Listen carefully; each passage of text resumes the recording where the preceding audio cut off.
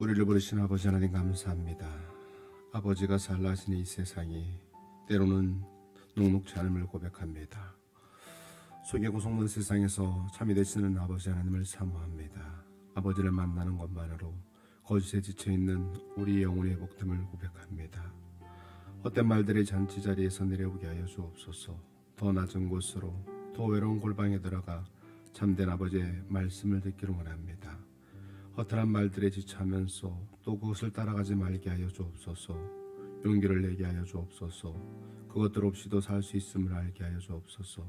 그리고 나의 삶을 단단하게 차근차근 쌓아가게 하여 주옵소서.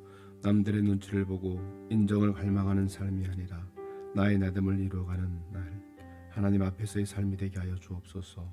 우리 구주 예수 그리스도의 이름으로 감사하며 기도드립니다. 아멘. 찬송가 250장 놀랍다 주님의 은혜 250장입니다.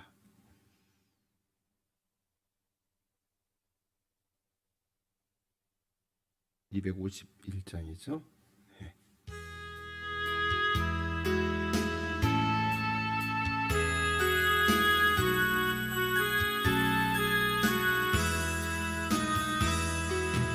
놀랍다 주님의 큰 은혜 우리의 죄를 속하시려 갈보리 십자가 위에서 어린 양 보혈을 흘렸네.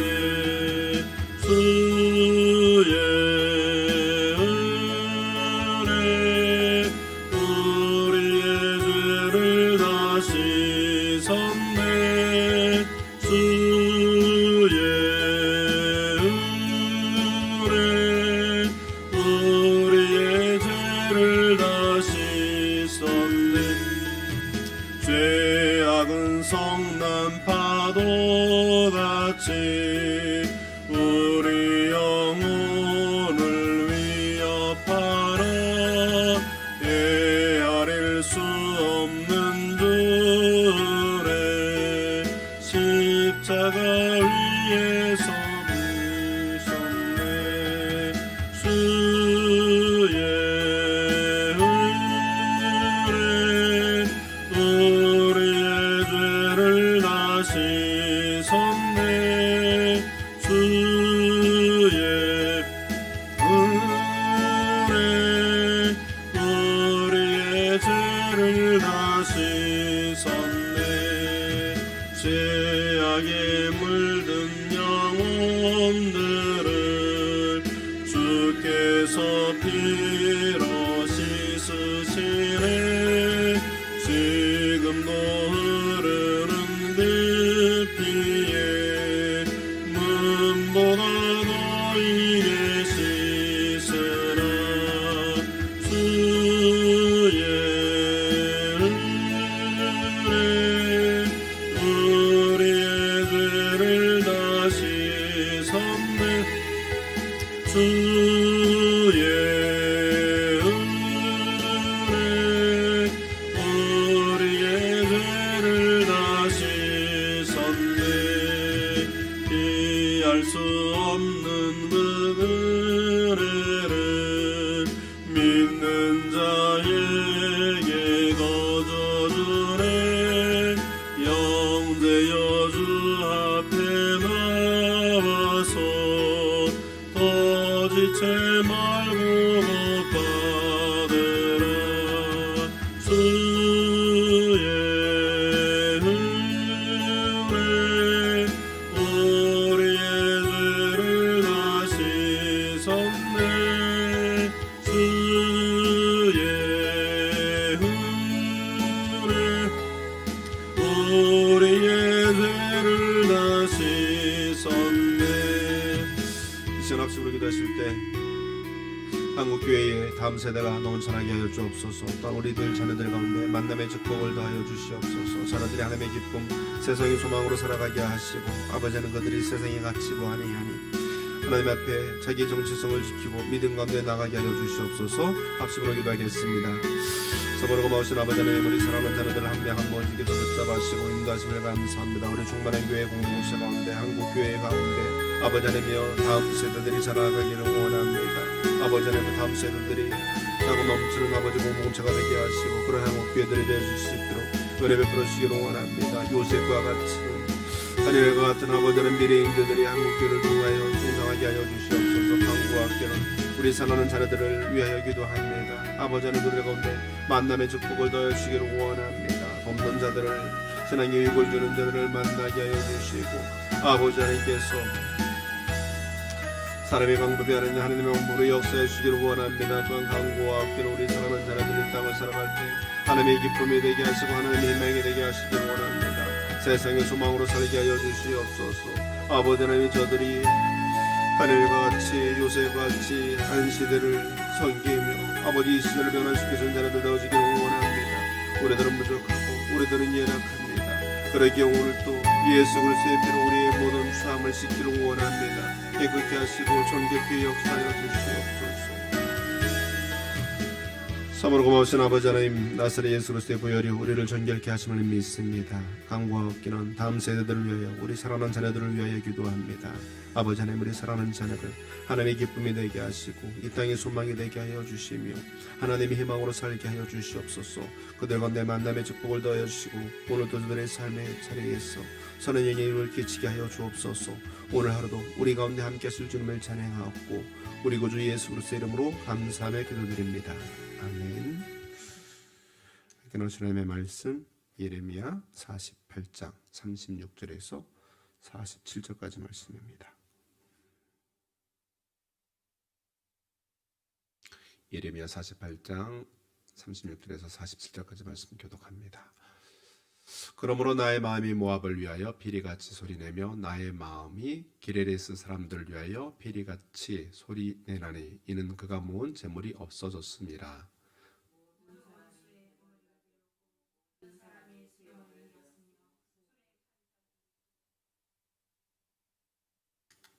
모압의 모든 지붕과 고리 각지에서 슬피 우는 소리가 들리니 내가 모압을 마음에 들지 않는 그릇같이 깨뜨렸습니다. 여호와의 말씀이니라.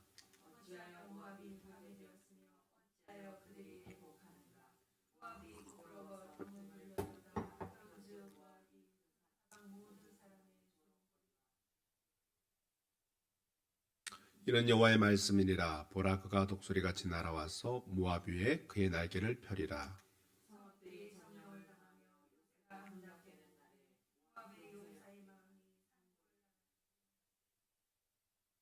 모압이 여호와를 거슬러 자만하였으므로 멸망하고 다시 나라를 이루지 못하리로다.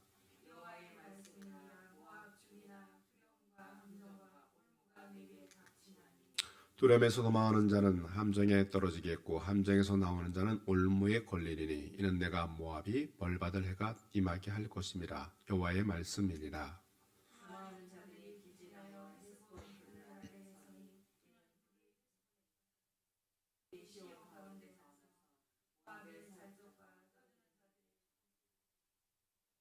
모압이여, 내게 화가 있도다. 그모스의 백성이 망하였도다. 내 아들들은 사로잡혀갔고 내 딸들은 포로가 되었도다.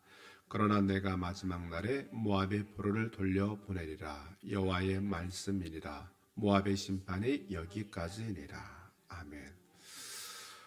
가끔 고난을 당할 때, 어려움을 겪을 때 이런 의문이 듭니다. 하나님이 계시다면, 우리가 어려움을 겪고 있을 때 도대체 어디에 계실까? 먼 하늘에서 팔짱만 끼고 바라만 보고 계실까? 아니면 함께 아파하실까? 오늘 본문에 그거에 대한 답을 제공합니다. 자, 36절에서 38절까지 말씀입니다.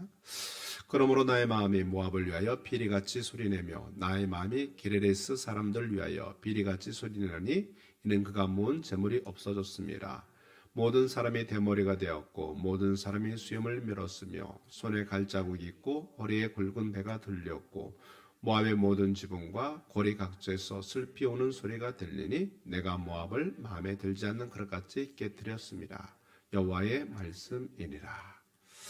하나님은 모압을 철저하게 파괴하실 것입니다. 모압 사람들은 하나님의 철저한 심판 가운데서 삭도로 자기 머리카락을 밉니다. 그래서 대머리가 되었다고 표현하는 거죠.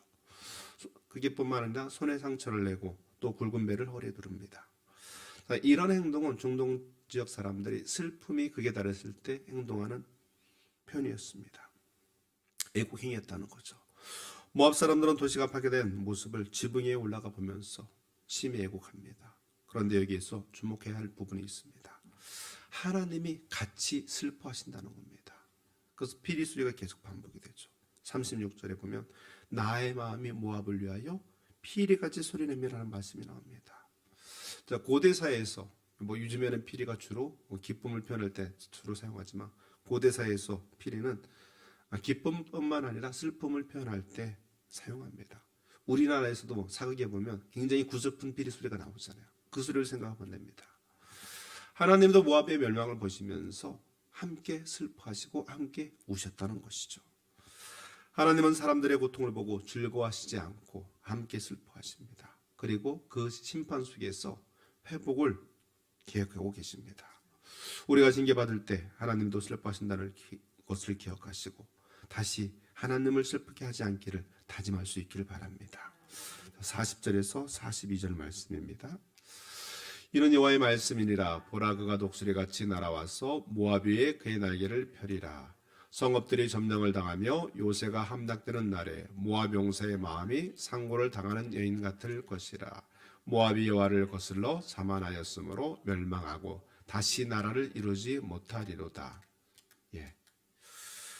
자, 하나님은 모압이 멸망해 다시는 나라를 이루지 못할 것이라고 말씀합니다. 실제로 모압은 BC 582년에 바벨론에 의해서 멸망당해서 영원히 사라집니다. 40절은 어떤 말씀이냐면 독수리같이 날아와서 모압 위에 그의 날개를 펴릴 것이라고 말씀합니다.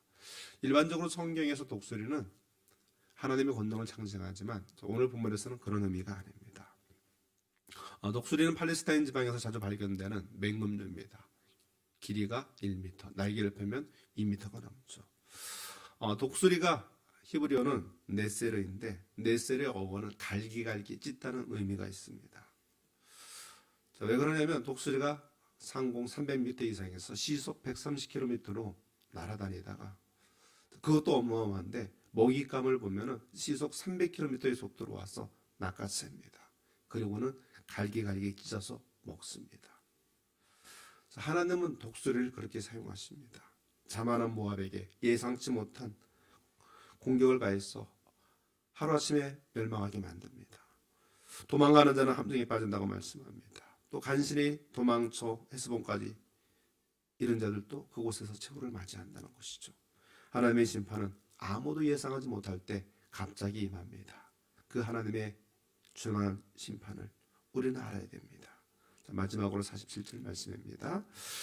그러나 내가 마지막 날에 모압의 포로를 돌려보내리라. 여호와의 말씀이니라. 모압의 심판이 여기까지니라.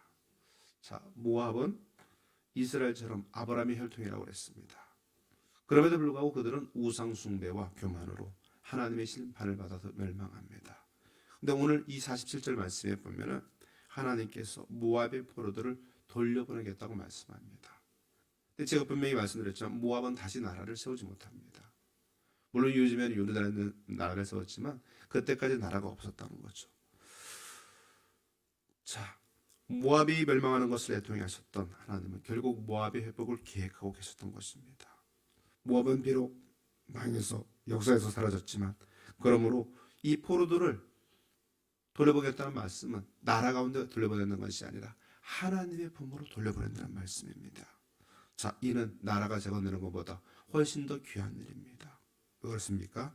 버림받은 자가 다시 하나님의 품으로 돌아왔기 때문입니다. 우리가 징계를 당할 때 하나님이 그냥 내버려 두시는 것 같지만 그렇지 않다는 겁니다. 우리를 한없이 엄하게 대하는 것 같지만